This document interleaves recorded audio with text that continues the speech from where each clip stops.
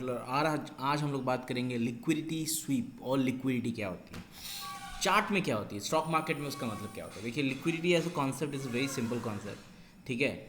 Liquidity आप कहाँ use कर सकते हो ये मैं समझाऊंगा, लिक्विडिटी कैसे देखनी है ये समझाऊंगी, कौन सी लिक्विडिटी बड़ी है कौन सी लिक्विडिटी छोटी है ये समझाएंगे, ठीक है।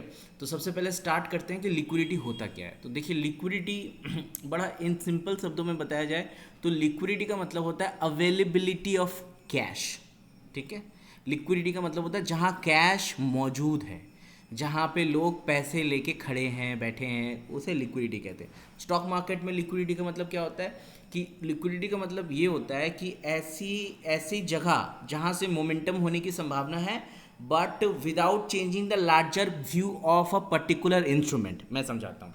तो without changing price of a instrument, उसका क्या मतलब है। लिक्विडिटी ना, ध्यान से देखिएगा, लिक्विडिटी यहाँ नहीं हो सकती, ये जगह पे लिक्विडिटी नहीं हो सकती ये जगह पे, क्योंकि this is a trending market.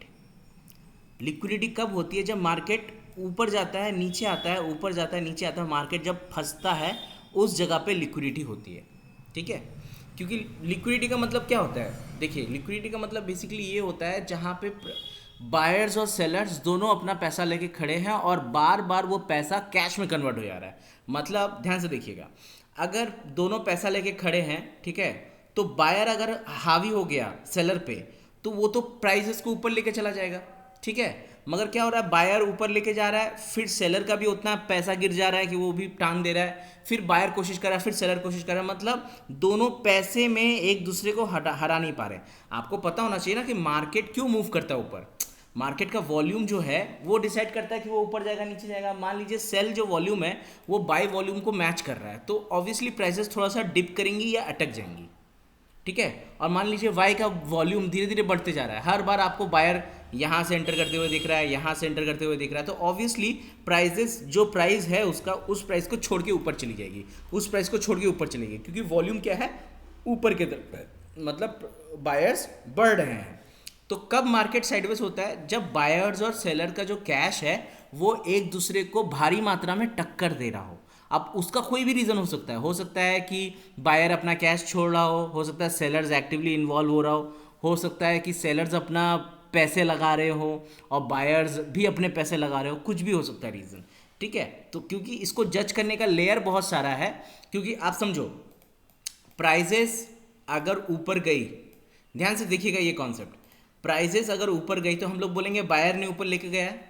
अब अगर वो यहाँ से नीचे आ गई इसकी 50% पे, तो हम यही भी कह सकते हैं कि यहाँ से हो सकता है सेलर्स भी आए होंगे, या फिर ये जो बायर्स हैं इन्होंने अपना टारगेट बुक कर दिया एक अच्छे जगह पे, और बुक करने के बाद यहाँ पे जितने, जैसे मान लीजिए अगर 10 बायर ने यहाँ पे पैसे लगाए थे और 10 के 10 बायर तो नहीं, मगर अगर 7-8 बायर भी अपना पैसा यहाँ पे बुक कर लेता है तो ऑब्वियसली वॉल्यूम कम हो जाएगा और यहाँ पे एंट्री हो जाएगी।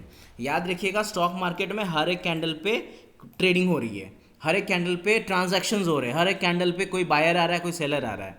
तो ये जज करना बड़ा मुश्किल है कि ये जो सेल मोमेंटम आया है ये किस लिए आया है, बायर ने अपना पैसा छोड़ा है या यहाँ पे सेलर्स ने एक्टिव किया है। क्योंकि इसको देखने का ये 3-4 लेयर है, तो हम लोग क्या करते हैं, हम लोग ना उस पर ज़्यादा दिमाग नहीं लगाते, मैं उस पर ज़्यादा दिमाग नहीं लगाता। मैं बस ये देखता हूँ कि अगर ग्रीन कैंडल बना के मार्केट कंटिन्यू ऊपर जा रहा है तो मेरे लिए वो बायर है, और अगर रेड कैंडल बन रहा है तो इसका मतलब मेरे लिए वो सेलर है। तो मैं कैसे बोलूँगा, मैं ऐसे बात करूँगा कि बायर ऊपर गया पैसा लेके, उसके बाद सेलर ने ट्राई किया। मैं ये नहीं बोलूँगा कि इस बायर ने पैसा छोड़ दिया यहाँ से इसलिए फिर, क्योंकि वो मुझे पता नहीं है, ठीक है। तो मैं अजम्पशंस पे लॉजिक नहीं लगाऊंगा मेरे भाई, ठीक है। तो मैं ये बोलूँगा कि यहाँ से सेलर्स ने अटेम्प्ट किया मगर सेलर्स ले जा नहीं पाए नीचे को, यहाँ पे फिर बायर्स आ गए और ये फिर ऊपर चला गया, ठीक है। मगर ऐसा भी हो सकता है कि यहाँ के जो बायर्स हैं उन्होंने कुछ ने बुक किया हो, ठीक है, कुछ फिर जब प्राइसेस थोड़ी डिप हो गई तो जो बायर, यहाँ पे तो हर बायर ने एंट्री नहीं किया, तो जो बाय करने का मार्केट में था उसको फिर यहाँ से अच्छा प्राइस मिला तो वो फिर यहाँ से एंट्री किया। तो मार्केट को यही जो ऑब्जेक्टिविटी है ना मार्केट की, कि मार्केट को देखने का कोई एक नज़रिया नहीं है, बहुत सारे नज़रिया है, यही मार्केट को इंटरेस्टिंग और ब्यूटीफुल बनाता है। ये कंफ्यूजिंग नहीं है, कंफ्यूज आप अपने आप को खुद करते हो स्टॉक मार्केट में। आप अगर अपने क्लैरिटी पे, यही तो चैलेंज है ना, जो सक्सेसफुल ट्रेडर्स है या जो अनसक्सेसफुल ट्रेडर्स है उन दोनों में बस एक डिसिमिलैरिटी है, वो है lack of clarity to the in the unsuccessful traders and humongous amount of clarity in the successful traders. तो क्लैरिटी रखो कि आप करना क्या चाहते हो, ठीक है। तो आओ चलो लिक्विडिटी समझते हैं। देखो सबसे पहले 5 मिनट के टाइम फ्रेम पे आते हैं, क्योंकि अभी यहाँ पे लिक्विडिटी का कॉन्सेप्ट हुआ है। देखो ध्यान से देखो, अब यहाँ पे आपने क्या देख रहा है, आपको ये दिख रहा है कि प्राइजेस नीचे आ रहे हैं, ऊपर जा रहे हैं, ऊपर जैसे सस्टेन नहीं कर पा रहे फिर नीचे आ जा रहे हैं। देखो ध्यान से देखो, तो पहले लिक्विडिटी समझने की कोशिश करते हैं। मार्केट एक डाउन ट्रेंड बना के नीचे आया, लोअर लो फॉर्मेशन किया, बहुत सारे लोस को क्रिएट किया और फिर इस लोस के नीचे जाके सस्टेन नहीं कर पाया, ठीक है। और फिर ये ऊपर आ गया, ऊपर आने के बाद साइडवेज होने के बाद ये फिर थोड़ा सा ऊपर ही गया है, ठीक है, मगर फिर ऊपर भी अच्छे से नहीं जा पाया, ठीक है। देखो प्राइजेस को अगर नीचे जाने हो या ऊपर जाना हो तो प्राइजेस कैसे जाएंगे, ध्यान से देखना। प्राइजेस ऐसे जाएंगे, ये लो बना, ठीक है, लोअर लो बन रहा है यहाँ पे, जब एक बार कट गया ना लो, तो मार्केट को फिर ऊपर आने में कोई दिक्कत नहीं है, मगर यहाँ पे सस्टेन नहीं करना चाहिए मार्केट को। यहाँ पे कोई लोअर लो का सिग्नल बना के नीचे आ जाना चाहिए। अगर मार्केट यहाँ पे इंटरनल स्ट्रक्चर पे एक स्विंग बना रहा है और उस स्विंग को बार बार तोड़ा, देखिए इस स्विंग के ऊपर है, इस स्विंग के ऊपर है, इस स्विंग के ऊपर है, बार बार तोड़ रहा है, तो मार्केट का पूरी चांसेस है कि वो ऊपर सस्टेन कर सकता है।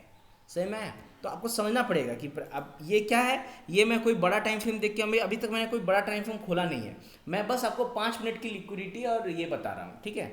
अब देखो लिक्विडिटी यहाँ पे क्या है, देखिए क्या होता है लिक्विडिटी का, मेरे हिसाब से क्या मतलब है। देखिए मार्केट नीचे आया, सस्टेन नहीं किया, ऊपर चला गया, मतलब हर इंसान क्या करता है, ये जो स्विंग है, ये जो स्विंग है, इस स्विंग में ही अपना पैसा लगाने का कोशिश करता है। मतलब ऐसे जो सारे होते हैं, लोग यहाँ पर भी एंट्री करते हैं, लोग यहाँ पर भी एंट्री करते हैं, लोग यहाँ पर भी एंट्री करते हैं, लोग बीच में भी एंट्री करते हैं, मगर जो भी सीरियस प्लेयर है ना, वो यूजली स्विंग पे ही अपना पैसा लगाने को देखता है, स्विंग पे, ठीक है। तो स्विंग पे बहुत सारे एसेट्स हमेशा आइडेंटिफाइड हो जाते हैं, कुछ कम कुछ ज़्यादा, मल्टीपल स्विंग हो तो हो सकता है कि वो स्कैटर्ड हो जाए। जैसे कि यहाँ पे देखिए मल्टीपल स्विंग है, 1 2 3, तो हर स्विंग पे अगर छोटा छोटा भी एसएल है तो इसका मतलब कोई भारी एसएल नहीं है।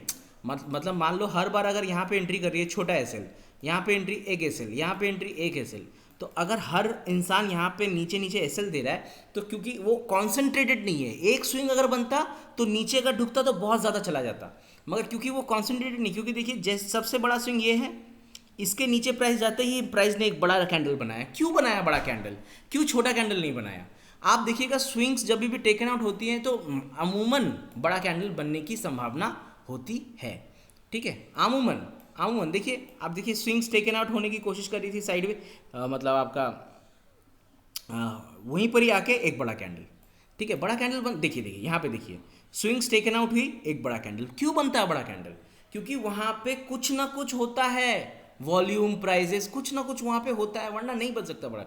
अब लिक्विडिटी स्वीप क्या होती है, देखिए आप बस सिर्फ एक चीज़ नोटिस कीजिए, प्राइजेस अगर यहाँ पे है, अगर इसके ऊपर प्राइजेस गई तो साइडवेज मार्केट में ज़्यादातर प्राइजेस सस्टेन नहीं करेगी, ठीक है।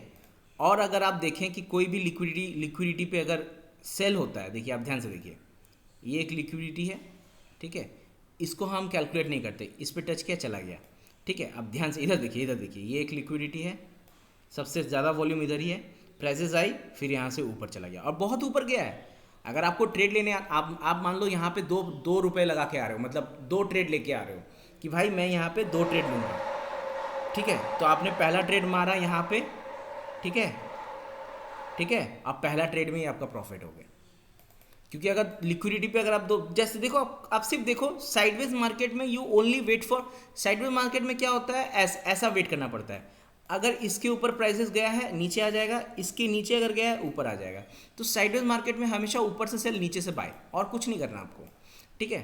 अब देखो प्राइसेस फिर ऊपर आई हैं, ठीक है, देखो यहाँ से लिक्विडिटी लिया, आपको फिर पैसा मिल गया, ठीक है। अब यहाँ पर ध्यान से देखना, प्राइजेस ने एक स्ट्रक्चर बनाया अपर लो का, मतलब यहाँ पे एंट्री करने की कोशिश की होगी बायर ने, जैसे इसके नीचे लिक्विडिटी लिया प्राइजेस ने, यहाँ से प्राइजेस नीचे चला गया। मतलब हर लिक्विडिटी पे ज़रूरी नहीं है कि रिवर्सल्स आएंगे, कुछ लिक्विडिटी पे पैसे बनेंगे। क्यों हुआ ऐसा, ध्यान से देखो, मैं एक असम्पशन दे रहा हूँ, यहाँ पे लोगों ने एंट्री करी क्योंकि प्राइजेस नीचे से ऊपर आ रही थी और ये पूरा वॉल्यूम का 50% था, तो जो पैसा यहाँ पे नहीं बाई कर पाया होगा, उसके लिए यहाँ पे बाई करने का बनता है, अगर वो बाइंग पे बैठा हुआ है तो।